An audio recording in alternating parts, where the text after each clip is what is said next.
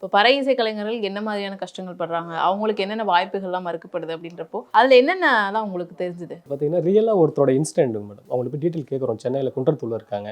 ஆலி கலை அப்படின்னு சொல்லிட்டு அவர் பேர் எழில். அவர்கிட்ட போய் நம்ம இந்த மாதிரி ஒரு படம் பண்ணுறோம். இந்த பறை இசை கலைஞர்களோட வாழ்வியல் எப்படி இருக்காங்க, இந்த சமுதாயம் வந்து எப்படி பார்க்குது அப்படின்ற மாதிரி அவங்கள்ட்ட நாங்கள் ஃபஸ்ட்டு ஒரு கேட்குறோம். அவர் எக்ஸ்பிளைன் பண்ணுறாரு. நாங்கள் இந்த இடத்துல போனால் எங்களுக்கு வாய்ப்பு மறுக்கப்படுது, இங்கே போனால் இப்படி சொல்கிறாங்க, உள்ளே எங்களை அலோவ் பண்ணுறது இல்லை, இதில் என்ன தப்பு இருக்குது, நம்ம எல்லாருமே வாசிக்கிறவங்க இடத்துல அனுமதிக்கிறாங்க, சில இடத்துல அனுமதிக்காத காரணம் என்ன, ரெண்டு ரீசன் தான். இது எப்படி வேணாலும் பார்க்கலாம், அது நான் ஓப்பனாக சொல்ல வரல. பட் இவர் சொன்ன எங்களுக்கு ஒரே விஷயம் என்ன அப்படின்னா, பறை அடித்தாலே தப்பு, இது வந்து ஒரு தீண்டத்தகாதவங்க அப்படின்ற மாதிரி சொல்கிறாங்கன்னா, ஆனால் இங்கே யாருமே அப்படி கிடையாது. நான் அடிக்கிறேன், ஒய்ஃப் அடிக்கிறாங்க, என் குழந்தை அடிக்கிறாங்க, நிறைய ஸ்கூல் காலேஜஸ்லாம் போயிட்டு நாங்கள் பறை இசை வாசிக்கிறோம். அது டோட்டலாக வந்து இப்போ எல்லாமே மாறிட்டு இருக்கு. இது ஏன்னா இன்னமும் இப்படியே பார்த்துட்டு இருக்காங்க அப்படின்ற மாதிரி. இப்போ நம்மளோட நோக்கமே அதுதான். இது வந்து சாவுக்கான இசை கிடையாது, இது வந்து ஒரு பொதுவான இசை, இது நம்மளோட கலை அப்படின்ற நோக்கத்தில் தான் நம்ம இது பண்ணியிருக்கோம்.